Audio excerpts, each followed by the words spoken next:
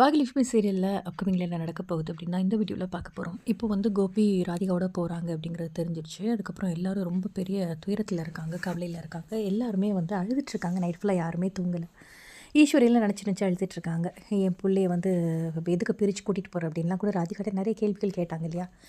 இப்போ என்ன நடக்குது அப்படின்னா கோபி வந்து அடுத்த நாள் காலையில் வராரு. ஸோ ஈஸ்வரி வந்து சாப்பாடெலாம் பரிமாறிட்டுருக்காங்க கோபிக்கு.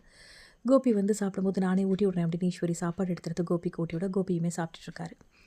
ஸோ வந்து ஒரு பக்கம் கோபி அழ, இன்னொரு பக்கம் ஈஸ்வரி அழ. இப்போ வந்து எல்லாமே செல்வி பார்த்துட்டு பாக்கியிட்ட சொல்கிறாங்க, அக்கா சென்டிமெண்ட் காட்டி அம்மா வந்து சாரை போக விடாமல் பண்ணிடுவாங்களோ அப்படிங்கிற மாதிரி ஒரு பக்கம் கிண்டல் பண்ணுறாங்க செல்வி.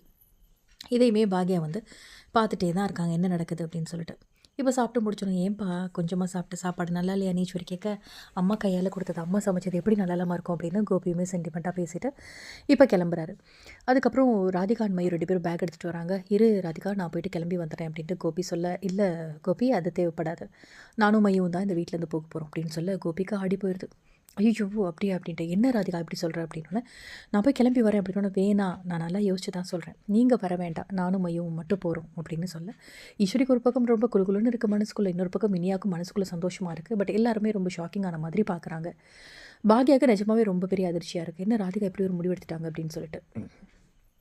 இப்போ இனியா, ராதிகா அப்படின்னு சொல்லிட்டு எல்லாருமே கிளம்பி வராங்க. ஸோ ராதிகா பின்னாடி, மயூ பின்னாடி கோபி வந்து சொல்லிட்டே வராரு, ராதிகா எங்கே போகிறேன் எங்கே போகிறேன், நானும் வரேன் அப்படின்னு சொல்லிட்டே போகிறாரு.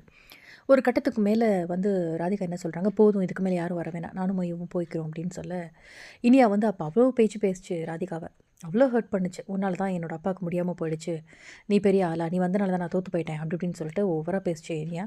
பட் இப்போ பார்த்திங்க அப்படின்னா ஓடி வந்து ராதிகாவை கட்டி பிடிச்சிக்குது.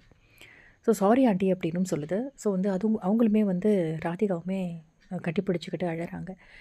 இப்போ இனியா கட்டி பிடிச்சிட்டு எப்படியோ அது அது வந்து சூப்பராக செட்டில் ஆகிடுச்சு அப்படின்னு தான் சொல்லணும் இனியா. ஏன்னா அவங்க அப்பா வந்து இனிமேல் அது கூட தான் இருக்க போகிறாங்க அப்படிங்கிற சந்தோஷம் ஒரு பக்கம். ராதிகா உண்மையிலேயே ரொம்ப பாவம். கோபியை வந்து ராதிகா தான் பாவம் அப்படின்னு தான் சொல்லணும். ஒரு பக்கம் ஈஸ்வரி போட்டு ராதிகா நிறைய டார்ச்சர் பண்ணிட்டாங்க. இன்னொரு பக்கம் கோபி வந்து பச்சோந்தி, இந்த பக்கம் மாதிரி இந்த பக்கம் ஒரு பக்கம் பாக்கெட்டை வலியுறது அப்படின்னு சொல்லிட்டு ஓவராக பண்ணிகிட்ருக்காரு. ஃபேமிலியை பிரிஞ்சு வர மனசே இல்லை, அப்புறம் எதுக்கு இந்த ஃபேமிலியை பிரிஞ்சு ராதிகாட்ட போனார் அப்படிங்கிறது தெரியல. ஆனால் ராதிகா ஒரு கேள்வி கேட்டிருப்பாங்க, ஏன்னா இதே மாதிரி என்னோடய எக்ஸ் வீட்டில் இருந்துக்கலாம் அப்படின்னு சொல்லிட்டு நான் சொன்னால் உங்களுக்கு எப்படி இருக்கும், அருவருப்பாக இருக்கும்ல அப்படிங்கிற மாதிரி கோபிக்கிட்ட வந்து கேட்டிருப்பாங்க. ஸோ இப்போ வந்து கிளம்பி போகிறாங்க ராதிகா மையோ மட்டும் கூட்டிக்கிட்டேன். இதனால் கண்டிப்பாக நம்ம பாக்கிய எதுவும் முடிவெடுக்காமல் இருக்க மாட்டாங்க, கண்டிப்பாக ஏதாவது செய்வாங்க. அப்கமிங்கில் என்னெல்லாம் நடக்க போகுது அப்படிங்கிறத வெயிட் பண்ணி பார்க்கலாம். இந்த வீடியோ பிடிச்சிருந்தால் லைக் பண்ணுங்கள், இந்த மாதிரி அப்டேட்க்கு நம்ம சேனலை சப்ஸ்கிரைப் பண்ணுங்கள்.